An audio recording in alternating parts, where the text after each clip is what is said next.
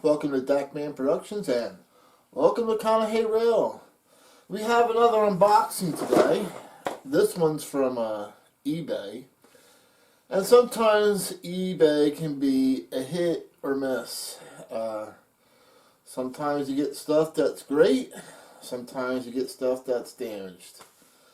And, you know, the stuff that comes in damaged, I see people get all upset. Oh, I got my train and, you know, I'll never get my money back, so I'm stuck with this. No. You can sign a complaint with eBay and get your money back through PayPal. That's why I use PayPal. You always get your money back through PayPal if it's not as described, and you send pictures. That's the thing. You send photos.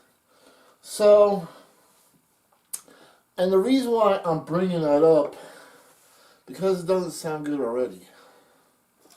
So, even though I got a feeling that this is going to be damaged, I'm still going to share the video because it is what it is. You know, if it's damaged, I send it back. If it's fixable, I'll fix it.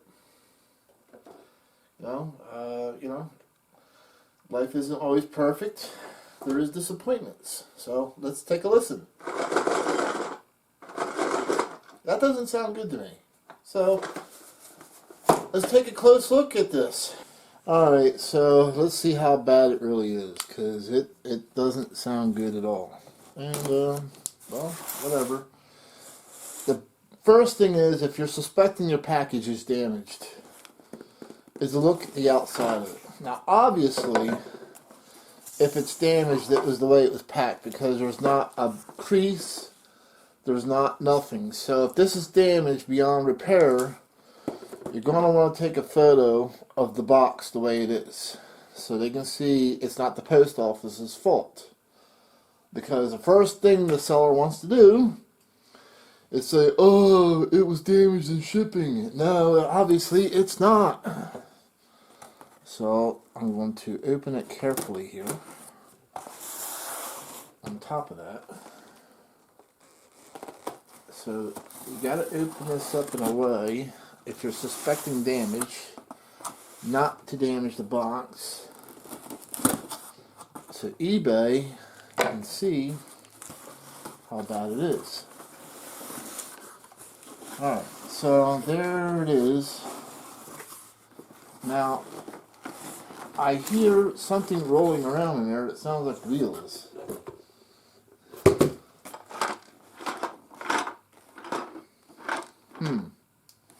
Interesting. Alright, let's put this away.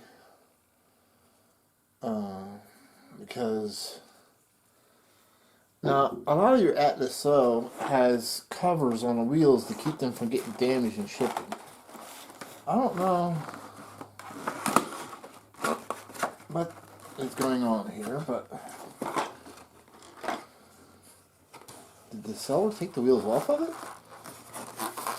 Because it's hard for me to believe that anything from Atlas So would get damaged.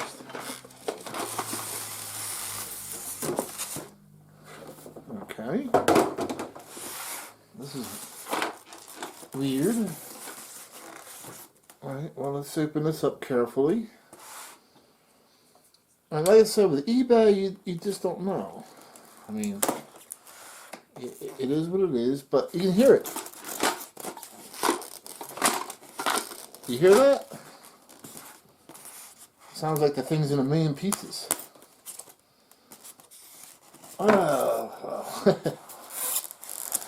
what is going on here? But, you know, like I said, if I have to send it back, I will.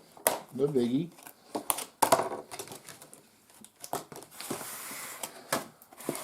And, you know, yeah, it's hard to find what you really want.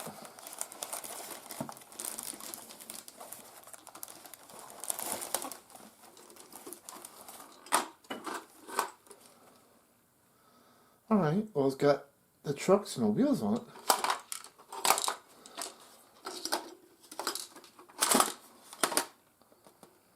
There's something inside of this car, but the car itself's in perfect shape. Interesting. Huh. Wow. I don't know what could be inside the car. Well, inquiring minds need to know, but the trucks are fine, car is fine, all the details are perfect. So I was, oh yeah, I was expecting to find some bazillion pieces and then show everybody that's a bazillion pieces and then explain to you how to send it back. I'll get your money back. Well, let's say if it was completely destroyed because it sounded like it was, you know, you could literally start a claim with eBay. Of course, you gotta, give it some time here. I don't want to mess with the roof hatches, but I do want to take this apart to find out why or what is going on here. Alright, well, let's take a closer look at this and see what's inside this car, because the car is in actually mint, brand new condition, just as described. It's just, there's something in it. This is crazy. Now, I've never had one of these cars apart, so bear with me. So I'm going to take the trucks off and see what I'm dealing with here. It looks like, oops, don't want to lose that. I forgot my screwdriver was magnetic. I magnetized my screwdriver so I wouldn't lose screws. And it's not that hard to do. You just take a strong magnet and put it on your screwdriver for a while and leave it, and it becomes magnetized. Alright, what do we got there? Let's take this off. This is my first time taking an Atlas covered hopper apart, so like I said, I'm not sure exactly how they come apart. So I see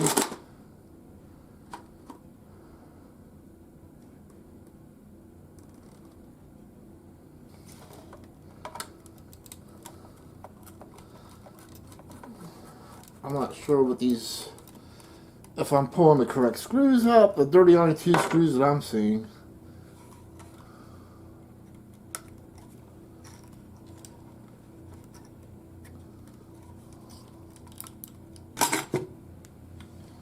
Well, let me do the inevitable here.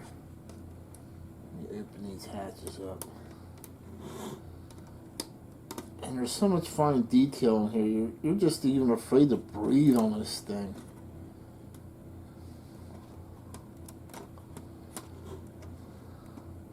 So there's little tiny hatches, levers on here to open up the hatch. And I just hate messing with details like this.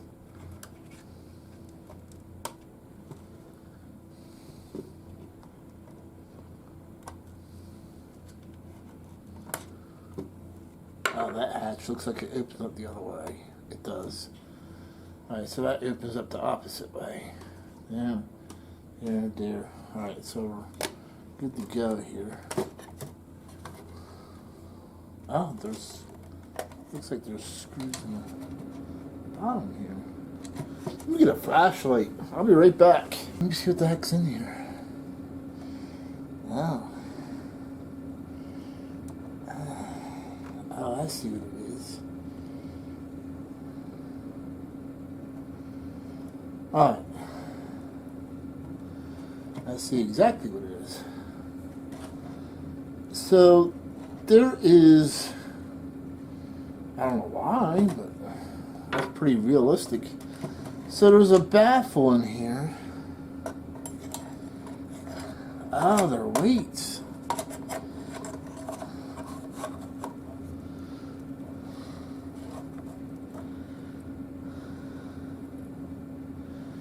It looks like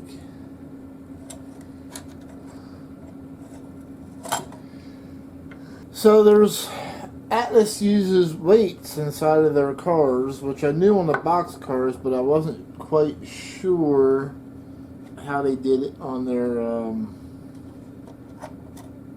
hopper cars.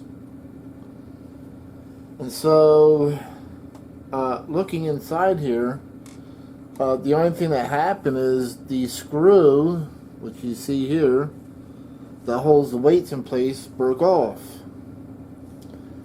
I'm not exactly sure how this comes apart, because every screw I took out and this thing still don't want to come apart, so I'm not going to mess with it any further. If I want to secure the weights into place, I'll probably drill a new hole and put a self-tapping screw in a hole to hold the weights down, but I'll show you what I'm talking about here. Alright, so there's a weight right there. It's kind of interesting how they did it, because it looks like they're just like 3 or 4 plates put together with a screw. So if you come over here, you can see they're the wrong way and the screw is missing, but you can see the plates. Looks like there's four plates in there they're using for weights. So that's how they weigh their hypercars down, it looks like. So it wasn't going to be a disaster like I thought it was going to be. And there's the weight right there with the screw in place. You can see it's facing the other way. But, so I'm going to call it, tragedy averted at this point. I'm not going to worry about some weight, a screw breaking off weights. I mean, the rest of the car is like in mint condition, so I'm not going to mess with it anymore. So we're going to call this. You gotta be so careful with this stuff.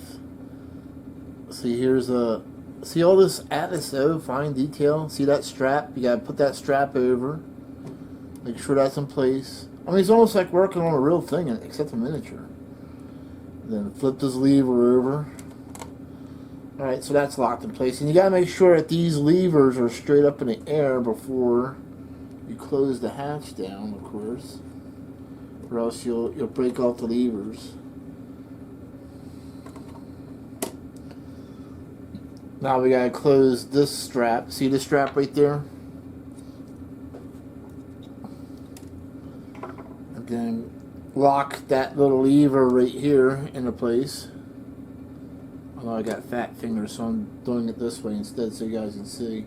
Actually, it makes it easier if I do it this way.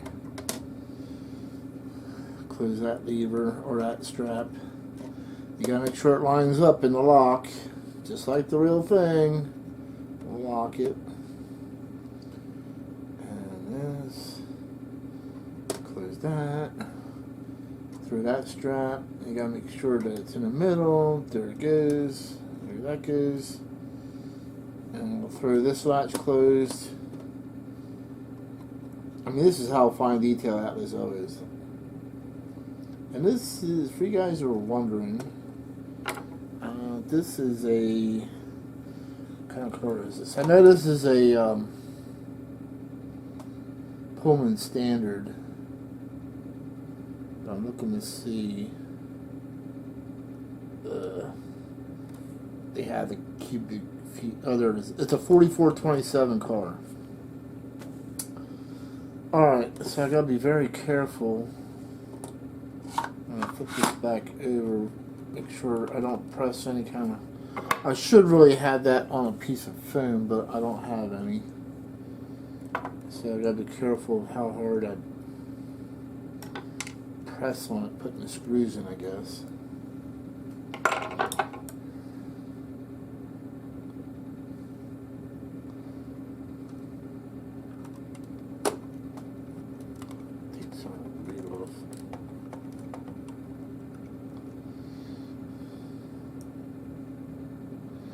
And magnetizing your screwdriver really helps out with something like this. And like I said, you don't need to go out and buy a special magnetic screwdriver. Just find something that's got a heck of a magnet on it and magnetize the screwdriver yourself. That's what I did with this. There's plenty of strong magnets out there. And once you magnetize your screwdriver, it's permanently magnetized. Of course, you don't want to use it on anything electronics once you do that. because sometimes a magnetic field could destroy certain electronic boards if you're working on them. But at any rate, there's non-conductive screwdrivers out there for that kind of work anyway. I'm going to put that back on. Roll it back over. Alright, well, that was the surprise. The surprise wasn't a car that was going to be in a bazillion pieces. It was just a weights that broke off in one end of the car, which I'm not going to get excited about. The car itself is still in pristine, brand new condition. It's not broken. Nothing's broken on the outside of it. Beautiful Burlington Northern 4427 cubic feet Pullman Standard PS2 type hopper car. If you don't know what a PS2 hopper car is, take a look at my last video upload, which is called All About Pullman Standard Covered Hoppers, which is one of my favorite covered hoppers to own and have on Conahay Rail. Yeah, I like American Car Foundry hoppers too. I like them. The center flow hopper by American Car Foundry, that's a favorite of mine too. But you just see so many more of these instead. But let's take a better look at it. So here it is on my track. It's going to go right to work in my grain yard facility with the rest of the 4427 and the 4750 Pullman Standard hoppers.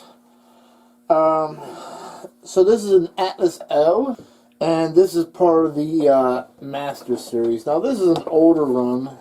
Now Atlas O did make these on their PS2 2893 cubic feet grain hopper cars, but the PS2 2893 hopper cars were not really that common.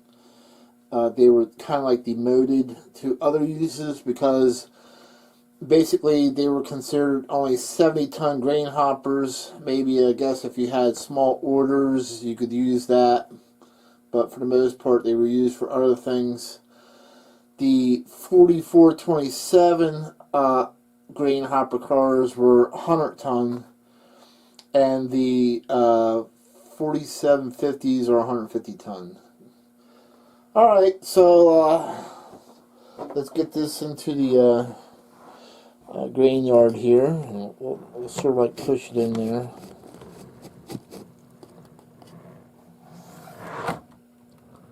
And there we go. It is now part of my grain yard scene, as you can see. And so this is a 3-track grain yard.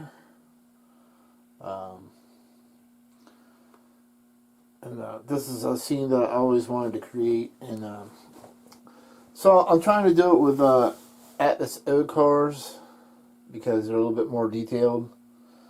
I have a couple Lionel mixed in there. Alright, thanks for watching. Like I said, tragedy averted, and we'll stay tuned for the next video.